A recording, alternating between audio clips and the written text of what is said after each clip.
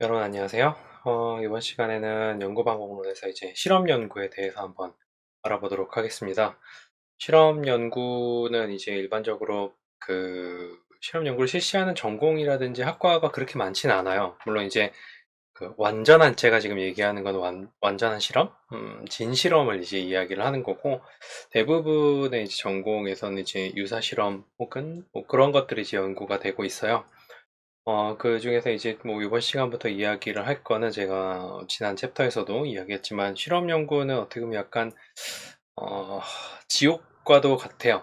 설문 연구하고 실험 연구하고 이 두 가지를 이제 비교를 하자면은 실험 연구 같은 경우에는 앞단에 굉장히 힘들어요. 그 초반에 허들을 넘으면은 그 다음엔 이제 결과가 나오면 이제 졸업을 하는 거고 논문을 쓰는 거고, 설문 연구 같은 경우에는 앞에 설정하는 게 그렇게 어렵진 않아요. 상대적으로. 근데 이제 데이터를 모으고 나서 그때부터 이제 문제가 발생하기 시작을 하죠. 어쨌든 앞에서 어렵고 뒤에서 어렵고 요 차이지 연구는 이제 어려운 건 맞긴 해요. 어려운 건 맞긴 한데, 자, 아무튼 실험 연구는 굉장히 복잡하고 어려운 내용들이 많기 때문에 최대한 간단하고 쉽게 진행하도록 하겠습니다. 자, 그러면은 실험 연구를 한번 보도록 할게요. 왜 심리학자들은 실험을 수행을 하는가? 심리학자뿐만 아니라 여러 사회과학 학자들이 실험을 하려고 합니다. 그리고 실험에 대한 어떤 로망 같은 것들이 있어요. 연구자들은. 실험은 이제 어떻게 보면은 그 뭐지? 어떤 우리가 이제 경험적인 어떤 가설, 일상생활에서 한 경험들을 가설을 바탕으로 이제 경험적 검증, 이 실험이죠. 실험을 통해서 그 가설을 검증을 하는데 이 실험에서 굉장히 큰 특징은 이제 엄격히 통제된 절차. 이게 이제 가장 중요해요. 엄격히 통제된 절차라고 이제 하면은 이게 어떤 건지 여러분들이 이제 감이 좀 안 올 수도 있긴 한데 여러분들 영화 타짜 봤어요? 타짜 보면 이제 뭐 수술이라는 표현을 하잖아요. 그러니까 작업이라는 표현을 하거나 그러니까 그런 작업 치는 것과 비슷해요. 그러니까 내가 어떤 관심 있는 독립변수가 있어요. 그 독립변인이 있고 그 독립변인을 이렇게 저렇게 조작을 해서 뭘 이끌어내냐면 종속변인의 변화를 이끌어내는 일련의 과정들이 어떻게 보면 통제라고 이야기를 할 수가 있습니다. 그래서 이제 실험 같은 경우에는 아까 얘기했던 것처럼 초반부에 굉장히 어렵다라고 하는 게 이런 과정을 이끌어내는 작업들 혹은 이제 수술들 그런 것들이 굉장히 정밀하게 이루어져야 돼요. 그러니까 약간 컨트롤 프릭 같은 성향이 있는 사람들이 이제 실험을 좋아합니다. 저처럼요. 자, 그리고 이제 실험의 결과가 가설을 예하는 것과 일치한다면은 그 이론 지지받게 되고 여러분들이 이제 졸업을 하게 되는 거고 결과가 예상된 것과 다르게 되면은 가설에 기반한 다른 실험으로 검증돼야 된다라고 하는 건 이제 플러스 한 학기 되는 거예요. 이렇게 되면은 결과가 이제 안 나오게 되거나 아니면은 예상과 다르면은 다시 실험을 설정을 해야 되는 거죠.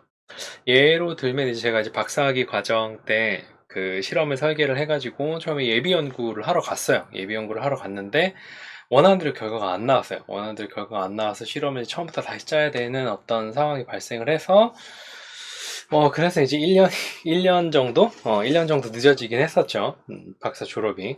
아무튼 이제 그만큼 어떤 리스크를 떠안고 간다고 볼 수도 있겠고 실험이라고 하는 건데 그런 과정 자체가 굉장히 재밌는 것 같아요. 그러니까 내가 독립변수를 이렇게 조작을 하게 되면은 피험자들이 어떻게 반응을 할까 이런 거 예측을 하고 그대로 이제 반응을 하게끔 유도하는 거라고도 볼 수 있는 이게 어떻게 보면 이제 조작이라고 이야기를 할 수도 있는데 조작은 아니에요. 그러니까 조작은 조작이죠. 그러니까 그 조작이 뭐에 의해서 이루어져야 되냐면 선행령과 연구 가설에 의해서 이루어져야 되는 거예요. 그러니까 내가 마음대로 이제 한다는 건 아니에요. 실험이라고 하는 게.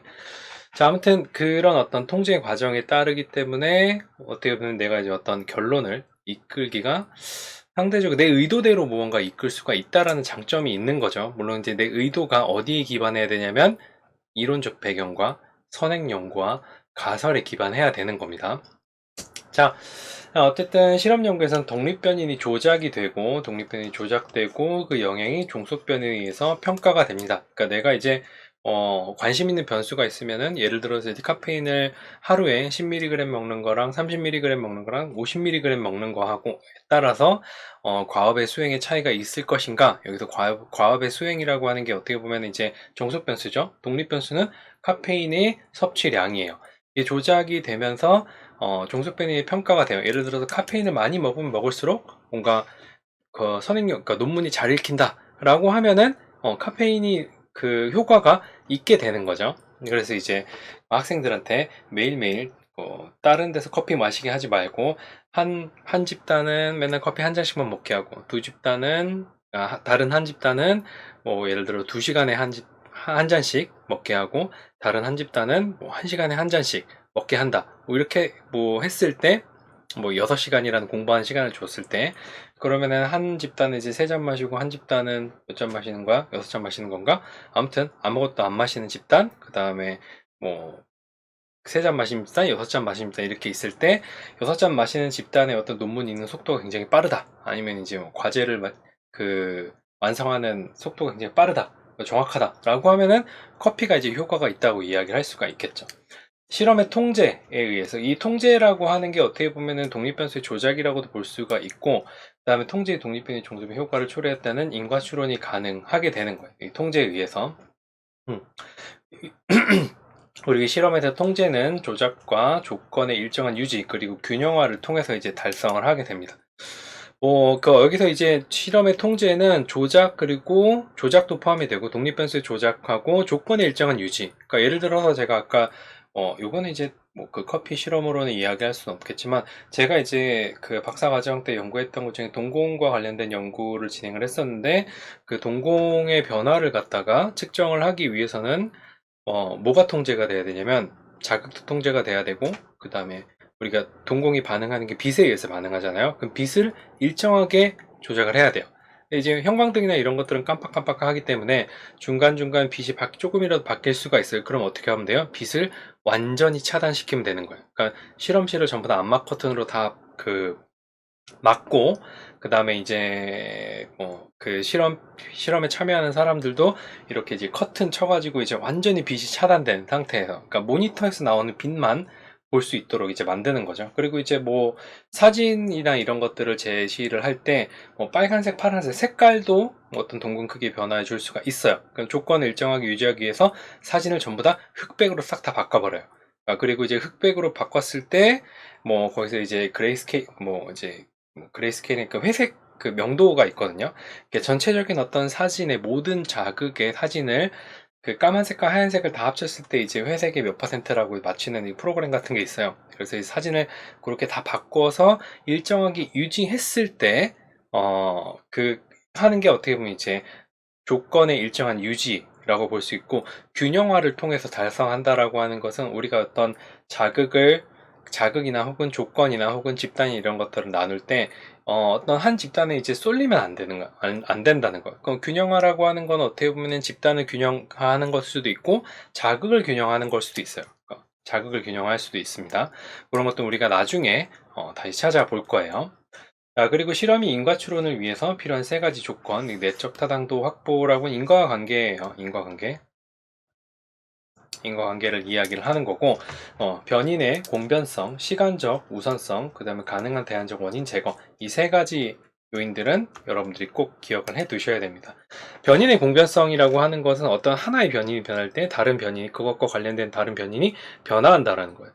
그럼 맨 처음에 변하는 변인은 뭐예요? 독립변인이고 그거에 의해서 종속변인이 변화해야 돼요. 그래서 엄한 게 변하면 안 되고 내가 그 어떤 조작한 변인에 따라서 내가 관심 있는 어떤 종속변인이 변해야지만 그게 변인의 공변성이 있다라고 하고 그게 그의 원인이라고 이야기를 할 수 있는 거예요. 예를 들어서 이제 제가 핸드폰을 집어 던졌을 때 어떻게 돼요? 핸드폰이 박살나게 되겠죠. 박살나는데 이 집어 던졌을 때 제가 이제 가하는 힘에 따라서 박살나는 정도가 다르겠죠. 그러니까 그런 결론을 얻기 위해서는 힘이 그러니까 핸드폰에 가해지는 힘, 던지는 데 가해지는 힘과 박살나는 정도라고 하는 종속 변수 이 2개가 관련성이 있어야 된다라는 겁니다. 자, 그 다음에 시간적 우선성은 제가 집어 던지기 이전에 깨져 있으면 돼요, 안 돼요? 안 되겠죠. 항상 내가 집어 던지고 나서 요 핸드폰이 깨져야 되는 시간적 우선. 독립변수는 항상 독립변이는 항상 종속변인 종속변인보다 앞에 있어야 된다라는 거예요. 그 다음에 가능한 대안적 원인 제거. 그러니까 예를 들어서 이제 외부 변이라든지 우리가 이제 과외 변인 혹은 혼입 변인 이런 식으로 이야기를 하는 변인들이 있어요. 그러니까 X가 Y에 영향을 미치는 데 있어서 G라든가 아니면 뭐 K라든가 이런 것들이 여기에 영향을 미치면 된다 안 된다? 안 된다라는 거예요. 이랬을 때 X와 Y의 인과관계가 성립한다라고 이야기를 하는 거죠. 이 세 가지가 이제 충족이 됐을 때. 자, 그리고 혼입이 발생한 경우, 관찰된 공변에 대한 가능한 대안적 설명이 존재한 경우, 혼입이 이제 발생을 하는데, 이런 혼입은 뭐에 의해서 제거될 수 있냐면, 일정한 조건 유지, 그러니까 통제, 그러니까 실험에서 여러 가지 통제에 의해서 이 대안적 설명 같은 것들이 제거가 될 수 있겠죠. 제가 아까 이제 동공 실험 할 때, 빛 다 차단하고, 자극 전부 다 동일하게 맞추고, 이랬을 때, 그럼 동공의 변화는 뭐에 의해서 나타난 거예요? 제시된 자극에 의해서만 나타나게 된 거죠. 다른 것도 아니고, 예를 들어서 뭐 색깔에 과민한 사람도 있을 수도 있지 않냐? 무슨 색깔에 과민한 사람 그런 것들 없애기 위해서 색깔 전부 다 없애고 흑백으로 만들었어. 빛이 조금이라도 들어오게 되면 동공이 조금 변화가 달라지지 않겠냐라고 이제 물어볼 수 있기 때문에 어떻게 한 거예요?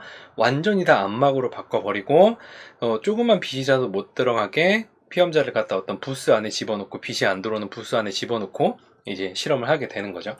그런 것들을 이제 통제를 하게 되는 거예요. 그러니까 굉장히 자잘한 것까지 이제 신경을 써야 돼서 살짝 실험을 할 때는 살짝 파라노이드해져요.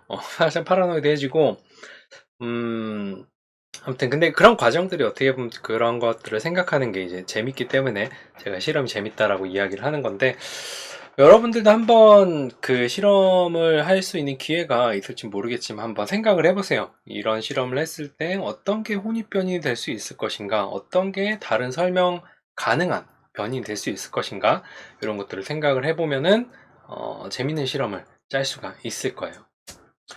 자, 그 다음에 이제 독립변인이라고 하는 거는 연구자에서 양, 빈도, 특성들이 조작되는 변인이에요. 아까 처음에 얘기했던 카페인 섭취량에 따라서 어떤 과제의 어떤 진행하는 어떤 수행을 이제 번더가 했을 때 여기서 이제 특성 조작되는 카페인이 10ml, 40ml, 50ml 이런 식으로 조작이 되죠. 그러니까 조작되는 변인이 독립변인이 되는 거고 타당한 독립변의 조작이 필요해. 그러니까 이 타당한 독립변의 조작이 필요하다라는 거는 여러분들이 독립변을 설정하고 그 조작이 엄하게 이루어지게 되면은 종속변에 영향을 미치지 않을 수가 있다는 거예요. 그러니까 그렇기 때문에 독립변이 설정도 신중히 해야 되고 독립변수를 조작하는 것도 굉장히 신중히 이루어져야 됩니다. 그 다음에 종속변이는 독립변에 의해서 나타나는 결과적인 변인이라고 이야기를 할 수가 있어요. 연구자가 관찰하고 기록하는 변이네요. 어떻게 보면 우리가 이제 실제로 데이터를 얻는 변인이라고 이야기를 할 수가 있겠죠. 독립변에 의존하는 변인이고 왜냐하면 독립변에 의해서 종속변의 어떤 수행이라든지 이런 것들이 나타나기 때문에 의존하는 변인이라고 이야기를 하고 독립변인에 의해서 변화할 것이라고 가정된 변인이 이제 종속변이입니다. 네, 종속변인에 있어서 약간의 문제들이 뭐냐면 천장효과와 바닥효과 같은 것들이 나타날 수가 있는데 독립변인 효과가 종속변인이 측정되는 것을 방해하는 효과로 천장효과 같은 경우에는 이제 시험 난이도가 이제 엄청 쉬웠을 때 어때요? 모든 사람들이 다 좋은 점수를 받겠죠. 여러분들이 중간고사, 기말고사에서 시험을 이제 본단 말이에요. 시험을 봤을 때 다 잘 보고 싶은 마음은 있겠죠. 다 잘 보고 싶은 마음이 있어서 이제 교수님이 너희들의 어떤 어여쁜 마음을 헤아려서 시험을 다 쉽게 내줄게 라고 쉽게 내주면 어떻게 돼요? 모든 사람들이 다 90점대에 있을 수가 있어요. 그렇게 되면 이제 동점자도 굉장히 많겠고 A 플러스 A, A 마이너스, B 플러스 이런 것들을 자르기가 굉장히 애매하겠죠. 그래서 이제 어떤 난이도라든지 이런 것들이 잘 설정이 돼야지만 여러분들 성적도 구분 지을 수 있는 거니까요. 자, 아무튼 그렇게 쉬울 땐 천장효과하고 바닥효과라고 하는 건 너무 어려워서 점수들이 전부 다 바닥에 깔릴 때 이거는 어떤 독립변수에 의한 독립변인에 의한 효과라기보다는 이게 독립변인이 너무 어렵게 조작이 됐다든지 그랬을 때 측정이 제대로 안 된 거라고 이야기를 할 수가 있어요. 예를 들어서 여러분들이 이제 시험을 보는데 양자역학이라든지 이런 것들을 시험으로 내면은 풀 수 있을 것 같아요. 안 가르쳐 준 거. 그런 것들을 냈을 때 못 푼단 말이에요. 그러면 이제 제대로 어떻게 보면 독립변이 조작이 안 됐다라고 이야기를 할 수가 있겠죠. 자, 그런 문제들이 있을 수가 있고, 그 다음에 통제변인이라고 한 실험 동안 일정하게 유지되는 잠재적인 독립변인이에요. 그러니까 제가 아까 동공 연구할 때 빛 차단하고 사진 전부 다 이제 일관되게 만들고 이렇게 했던 것들이 잠재적으로 종속변인, 동공 크기의 변화에 영향을 미칠 수 있는 여러 가지 변인들을 일정 실험 기간 동안 일정하게 유지를 함으로써 어떤 종속변인 측정치인 동공 크기가 다른 변인이 아니라 내가 제시하는 자극에 의해서만 나타나는 거다라고 이야기를 하기 위해서 이야기를 할 수 있도록 계속 실험 동안 유지를 하게 만드는 거예요. 그래서 특정한 변이를 일정히 유지시키는 외재적인 방법이 가장 지표적인 실험 기법이라고 이야기를 할 수가 있습니다. 그러니까 뭐 독립변인을 조작하거나 뭐 이런 것도 실험이죠. 실험이긴 한데 실험의 꽃은 통제예요. 어떻게 통제를 하느냐. 그러니까 아까 제가 이제 작업을 친다라고 하고 어떤 유도를 한다라고 이야기를 했잖아요. 내가 원하는 반응을 이끌어내기 위해서 어떤 길을 이제 까는 과정이 어떻게 보면은 통제라고 이야기를 할 수가 있겠죠. 자, 그 다음에 통제의 실패는 실험의 실패를 가져올 수가 있습니다. 혼입의 가능성이 있어요. 제가 실험을 하고 있는데 실험실을 전부 다 암실로 만들어 놓고 실험을 하고 있는데 갑자기 누가 문을 벌컥 열어요. 동공 크기의 변화는 이제 소리에도 영향을 받거든요. 그래서 실험할 때 어떻게 하냐면 헤드폰을 씌워놓고 이제 실험을 하는 거잖아요. 안 들리게. 아무것도 안 들리게 해놓고 이제 그 혼입 가능성을 이제 줄이게 되는 거예요. 예전에는 그냥 그 일반 헤드폰을 씌워놓고 했는데 이제 제가 나중에는 이제 그런 것도 좀 더 정확하게 하기 위해서 노이즈 캔슬링 헤드폰을 갖다가 이제 실험 실시하고 뭐 그렇게 했었어요. 아예 안 들리게 만들게. 그런 것들이 이제 그 통제의 실패는 실험의 실패를 가져올 수 있고 무언가가 혼입되게 되면은 종속 측정치가 이제 변할 수가 있기 때문에 실험에서는 이 통제를 하는 게 가장 중요합니다. 이 통제가 잘못되면은 연구 결과가 안 나올 수도 있고 내가 원하는 방향으로 어떤 연구 결과가 안 나올 수가 있어요. 자, 그 다음에 이제 실험 연구에서 오류 발생의 원인, 내적 타당도에 대한 위협인데 일단 독립변이 조작 실패하면 실험 나가리가 되는 거고 잘못된 변인 설정 마찬가지예요. 이런 것들이 독립변이 조작 실패나 잘못된 변인 설정 같은 것들이 연구 결과를 갖다가 왜곡시키거나 아니면 내가 원하는 대로 안 나오게 만드는 여러 가지 요인들이 가장 중요한 거죠. 그 다음에 이제 신경을 써야 되는 부분 중 하나가 요구 특성 혹은 실험자 효과라고 하는 게 있어요. 이게 이제 관찰자 변인이라고도 이야기를 하는데 반응성이라고도 표현이 돼요. 실험에서의 반응성. 뭐 여러분들이 다른 책에서 그 설명된 것들을 찾아보면 될 것 같고, 일단 요구 특성이라고 하는 게 뭐냐면은 참여자의 기대 때문에 발생할 수 있는 편향의 원천이에요. 참여자의 기대 때문에 발생할 편향 원천. 예를 들어서 여러분들이 길 가다가 맨 처음에 도를 아십니까? 라고 질문을 받았을 때 어떻게 저기요 잠깐만요 라고 이제 처음에 이제 얘기를 들었을 때 어떻게 대답했어요? 그때는 이제 응답을 해줬단 말이에요. 그런 게 요구 특성이라고 이야기를 할 수 있어요. 그러니까 처음에 누군가 나에게 어떤 요청을 한다라는 게 들어오게 되면은 그거에 대해서 응답할 어떤 준비가 되어 있는, 뭐 안 그런 사람도 있기 때문에 대부분의 사람이 처음에는 이제 무슨 일이지? 라고 들어보는데 도를 아시면, 그 안색이 별로 좋지 않습니다. 뭐 이렇게 하고 뭐 제사를 지내야 될 것 같아요. 뭐 이러다가 저도 이제 그런 얘기 들으면 그냥 지나가요. 이렇게 딱 뽑는 척 하다가 저 뭐 안색 그럼 이렇게 딱 꽂고 그냥 다시 이제 가거나 뭐 그러는데 어쨌든 처음에는 그런 걸 이제 들었단 말이에요.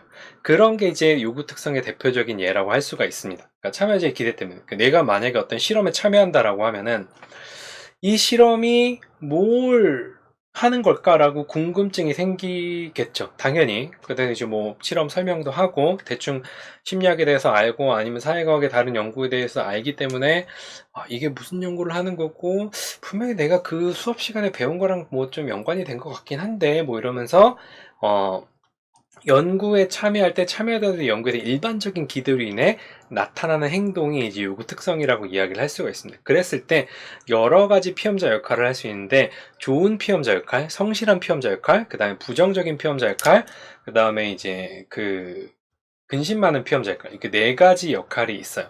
좋은 피험자 역할이라고 하는 연구 가설을 타당하게 만드는 행위를 나타내요. 그러니까 내가 이 실험이 뭘 하는 건지 알고 저기 실험하는 사람도 나랑 좀 안면점이 있어. 그래서 저 사람이 빨리 졸업을 했으면 좋겠어. 좋은 결과가 나왔으면 좋겠어 해서 실제로 내가 인식한 것 그대로 반응하는 게 아니라 연구 결과를 내가 예상을 하고 어떤 반응을 요구하는 실험인지 알기 때문에 그 요구에 맞춰서 내 어떤 진짜 반응과는 상관없이 그거 그대로 이제 반응하는 게 좋은 피험자 역할이에요. 성실한 피험자 역할은 연구 가설에 대해서 어떤 생각이 있다 하더라도 내가 그냥 지금 바로 어떤 자극을 받고 그거에 따라서 곧이곧대로 이제 응답을 하는 사람들이에요. 뭐 연구자가 가장 좋아하는 사람은 어떤 사람일 것 같아요? 물론 당연히 좋은 피험자 역할을 하는 사람들이 많으면 이제 내가 원하는 결과들이 나오기 때문에 졸업과 아니면은 연구 결과가 잘 나와서 더 좋아할 수도 있겠지만 연구자로서는 누구를 가장 좋아해야 되면 성실한 피험자를 가장 좋아해야 돼요. 그리고 부정적 피험자 역할에는 이제 스크류 이펙트라고 해서 약간 엿먹어 봐라 약간 이런 느낌이에요. 그러니까 뭐 이런 경우에는 이제 그 보상이 적절하지 않다거나 아니면 이제 연구에 참여했는데 자꾸 좀 나를 짜증나게 한다던가 라고 했을 때 그냥 저는 이 실험 참여하지 않겠습니다 라고 이야기를 하면 되는데 이제 뭔가 안에서 발동을 한 거죠. 어떻게 한번 엿을 먹여볼까? 라고 생각을 하면서 응답을 이제 이상하게 한다거나 뭐 그런 거예요. 뭐 그런 거 이제 부정적인 피험자 역할. 이런 사람이 많아지면은 실험은 당연히 여러분들의 연구 결과는 당연히 엿을 먹게 돼요. 그러니까 극단치가 나오거나 아니면 이상한 점수치가 나오거나 가뜩이나 사람 모으기도 어려워 죽겠는데 이런 데이터들은 이제 지워야 되니까 좀 마음이 굉장히 아프죠. 그러기 위해서는 연구 참여자들을 잘 어르고 달래가지고 연구에 참여하게 되는데 너무 잘 어르고 달래갖고 좋은 피험자 역할을 하게 되면 그거 나름대로 또 문제가 될 수가 있습니다. 자, 그 다음에 이제 근심 많은 피험자 역할이라고 이제 또 새로운 게 있긴 한데 평가 방식에 민감하게 반응해서 사회적으로 이제 바람직한 방식으로 반응하는 거예요. 물론 이제 이건 연구 주제라든지 연구 유형에 따라서 조금 다르게 나타날 수가 있어요. 그러니까 좋은 피험자 역할과 조금 비슷한 거라고 하긴 하지만 근심 많은 피험자 역할 같은 경우에는 내가 무언가 평가받는 거 아닐까? 내가 나쁘게 생각되는 거 아닐까라고 해서 뭐든지 이제 사회적으로 바람직한 응답만 하는 거예요. 뭐 그런 경우에는 이제 연구 목적에 따라서 특히 이제 사회심리학 같은 경우에 이런 근심 많은 피험자 역할을 하는 사람들이 많아지면은 좀 결과가 원하는 대로 안 나오거나 잘못 나오거나 아니면 이상하게 나올 수가 있겠죠. 야, 그래서 요구 특성을 제거하기 위해서 소규모 혹은 이중 맹목 방식으로 이제 실험을 실시해야 되는데 이중 맹목 방식이라고 하는 거는 실제로 실험을 진행하는 사람이 실험 목적에 대해서 알 수 없게 만드는 거예요. 그러니까 예를 들어서 제가 이제 그 실험을 할 때는 후배들한테 이제 실험을 갖다 그러니까 실험 내용에 대해서 훈련을 시켜요. 이건 이렇게 하는 거고, 이렇게 하는 거고, 물론 이제 한꺼번에 하기 위해서 그렇게 하는 것도 있긴 한데, 훈련을 시키고, 예를 들어서 그 상황에서 이게 무슨 실험을 하는 거다라는 목적은 안 알려주고, 실험을 진행하는 과정만 학습시키는 거예요. 그래서 피험자가 오면은, 이렇게 이제 그 실험을 진행을 해라 라고 이제 이야기를 하면은, 그대로 이제, 그러면 이제 그 실험을 진행하는 이제 후배들은 모르죠. 연구가 어떤 목적인지. 그렇기 때문에 그거에 대해서 알려줄 수가 없어요. 뭐 그런 식으로 하는 게 이중 맹목 방식으로 이제 실험을 진행을 하는 건데 대부분의 이제 그 요즘에 IRB라든지 이런 연구 윤리 심의 같은 것들을 받고 이 실험이 무슨 목적으로 진행한다라는 것을 이제 실험 참여자에게 알려줘야 되기 때문에 실제로 그렇게 진행하기에는 조금 어렵죠. 아무튼 뭐 이런 방법도 있다라는 거 여러분들이 이제 알아두면 될 것 같고 그 다음에 이제 피험자 손실, 내적 타당도라고 하는 인과관계를 위협하는 요인이 피험자 손실인데 첫 번째는 이제 기계적 피험자 손실이 있고 두 번째는 선택적 피험자 손실이 있습니다. 그 둘 중에서 피험자 손실에서 기계적 피험자 손실하고 선택적 피험자 손실 이 두 가지 중에서 나쁜 게 뭐냐면은 선택적 피험자 손실이 좀 더 나빠요. 네, 기계적 피험자 손실 같은 경우에는 어떻게 보면 이거는 랜덤한 손실이라고 이야기를 할 수가 있습니다. 랜덤한 손실이라고 이야기를 할 수가 있고 우연한 사건의 결과로 당연히 이익이 될 수 있고, 얘는 이제 어떻게 보면은 언제 문제가 되냐면은, 그러니까 가장 큰 문제가 될 때가 언제냐면 종단 연구할 때 이런 피험자 손실이 굉장히 큰 문제가 될 수가 있고, 아니면 이제 치료 효과성 연구 같은 거, 임상 집단을 대상으로 한 치료 프로그램 효과성 검증 연구에서 이런 피험자 손실이 문제가 될 수가 있어요. 이 기계적 피험자 손실 같은 경우에는 진짜 랜덤한 이유로 되는 건데, 선택적 피험자 손실 혹은 체계적 피험자 손실이라고 이야기를 합니다. 요거는 체계적 손실이라고 하는데, 이 체계적 손실은 손실에 특정한 이유가 있는 거예요. 예를 들어서 이제 기계적 피험자 손실, 제가 이제 종단 연구를 진행한다고 해서 어떤 그 지역에서 어린이집에서 아이들의 어떤 지능을 이제 아이들의 지능을 뭐 측정을 한다고 해봐요. 5세, 6세, 7세, 8세 이렇게 지능을 이제 측정을 하는데, 기적 피험자 손실 같은 경우에는 뭐 시험을 완수를 못하거나 애들이 중간에 어떻게 이사를 가버린다거나 뭐 그럴 때요. 그럼 뭐 어쩔 수 없잖아요. 그쵸? 이사를 간다는데 실험을 이제 8세, 9세까지 완료를 해야 되니까 그때까지 이사 가지 말아주세요. 이렇게 이야기할 수는 없으니까 뭐 그건 어쩔 수가 없어요. 근데 선택적 피험자 손실 같은 경우에는 어떤 거냐면, 예를 들어서 그 5세, 6세, 7세까지는 뭔가 이제 그 모두 다 하다가 갑자기 8세가 됐을 때 피험자가 갑자기 손실이 확 일어난 거예요. 내가 100명의 아이들을 대상으로 계속 지능을 측정을 했는데 8세 때 가니까 갑자기 20명이 확 줄어들어서 80명밖에 없어요. 이게 무슨 일이지? 라고 이제 그 생각이 들고, 피험자 손실이 왔네. 그냥 해야 되겠다라고 해서 여태까지 측정했던 지능 점수들을 쭉 보니까 5세에서 이제 뭐 110, 6세에서 이제 뭐 112, 뭐 7세에서 113 이렇게 되는데 8세에 가니까 갑자기 100 이렇게 떨어져 버렸어요, 지능이. 그러면 이제 뭐 연구에서 8세가 되면 지능이 떨어지는구나 이렇게 이야기를 할 수 있어요, 없어요? 없죠, 당연히. 그럼 여기서 113에서 100으로 떨어진 이유를 우리가 알아야 돼요. 그래서 그 손실된 20명의 피험자가 어디로 갔는지를 갖다가 찾아보니까 얘네들이 굉장히 좋은 학군으로 이사를 가버린 거야. 초등학교를 잘 들어가려고. 그런 경우에 그래서 이제 그 빠져나간 애들의 지능 점수의 평균을 내보니까 얘네들이 이 지역의 어떤 지능 지수를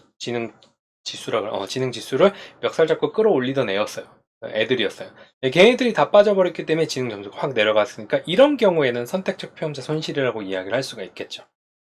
이 기계적 피험자 손실이냐 선택적 피험자 손실이냐 이런 거는 연구자가 뭐 바로 알아챌 수는 없어요. 이미 사건이 벌어지고 나서 내가 측정한 종속 측정치가 어떻게 변화하고 어떤 문제가 생겼는지 그 원인 같은 것들을 분석을 통해서 알아볼 수밖에 없습니다. 이거는 이제 되도록이면 피험자 손실이 없게 하는 게 낫겠고, 그러니까 피험자 손실이 어떻게 보면 이 앞에서 얘기하는 부정적인 피험자 역할이랑도 좀 관련성이 있을 수가 있어요. 나 안 해! 뭐 이렇게 해버리는 것처럼.